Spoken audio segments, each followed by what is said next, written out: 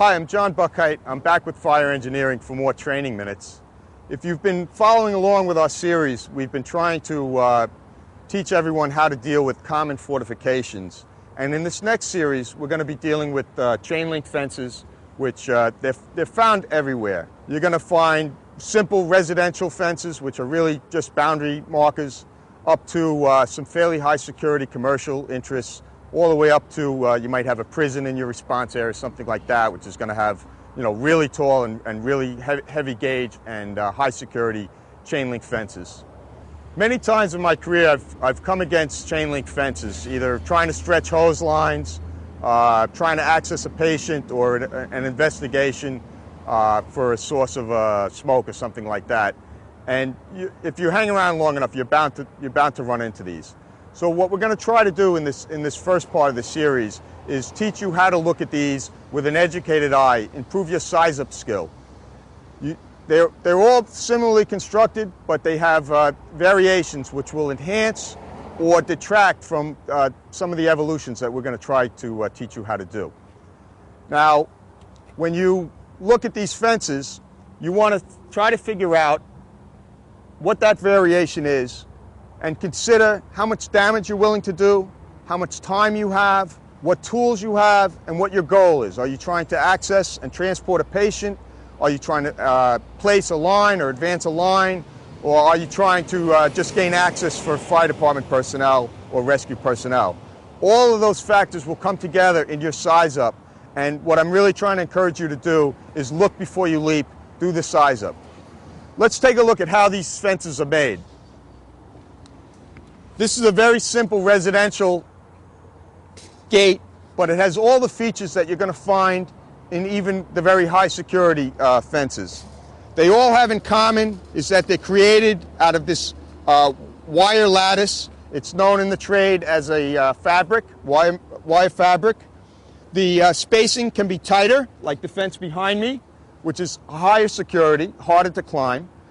The gauge can be light gauge, like this fence, or it can be thicker, like this fence. Under any case, it's going to have some type of support. It may have a top rail. It may just have a wire. It may have nothing. It may have a bottom rail or just a wire. It'll be tied at regular intervals with wire ties. These are pretty soft, pretty easy to cut. And then it's going to get tensioned horizontally using these tension bars, which slide through the fabric, and then using either a mechanical device or in a simple installation like this, it might be done by hand. In a large fence like this, it might involve using a come-along. The fence is going to get tensioned and then attached to either a line post or an end post using this tension clamp.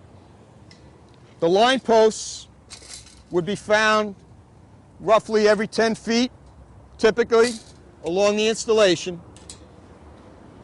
This is a typical line post. They can be thicker. They can have a greater diameter for a more substantial fence.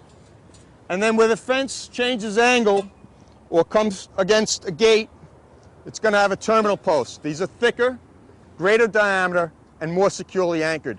All of these features all need to be appraised before you begin your evolution that you're going to use to get through these gates. They're all going to influence how well or how poorly your choice is going to help you.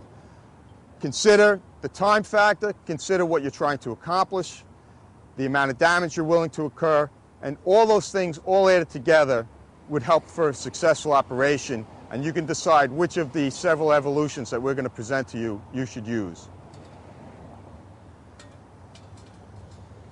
I'm now going to lead you through just one example of that size up. We have, in this scenario, we have a very heavily used highway above us. The call comes in for a major motor vehicle accident. The initial units get the call. They're up on that elevated highway. They find that one of the vehicles in this high-speed crash has left the highway and has crashed down into this side part of the highway. A second unit might get better information. They're going to access from this vantage point, and they come against this fence. In this instance, what am I looking at? I don't have a top rail. It's just a wire up there. That's typical for long highways. I don't think they want the horizontal bars because people can get impaled by them. So typically you're going to find just the fabric with a wire or nothing along highways. It has a tight weave and it has a heavy gauge. This would suggest maybe I could ladder this, but missing that top rail, and also I'm dealing with patient access and patient transport, and I might have to get a heavy equipment in there, hearse tool, something like that. So this is really a poor choice for those. I'm going to do a little more size up. I'm going to walk around the corner, take a look. Maybe it's late at night. This might not be obvious. So look before you leap. Take the time to size up. I'm going to come over here and we'll see what we find. So what I'm encouraging is take a few seconds to do a little bit more size up. And as I rounded this fence, what did I find? It's a lower security, much easier to manipulate this fabric. It's poorly tensioned. So we might be able to get rid of this right away. It's only held on by one strand. Or, what do you know, I look even further up the slope here, and the fence has already been removed. So we could do all of our patient care, all of our extrication, move all our equipment in and out via that access, and we're done. So the point is, look, size up the fence in careful detail, think of the principles that we're going to teach you, and then take a good look before you start your operation. You'll be better off. I'm John Buckheit with Fire Engineering Training Minutes. Thanks for watching. We'll see you on the next part of the series.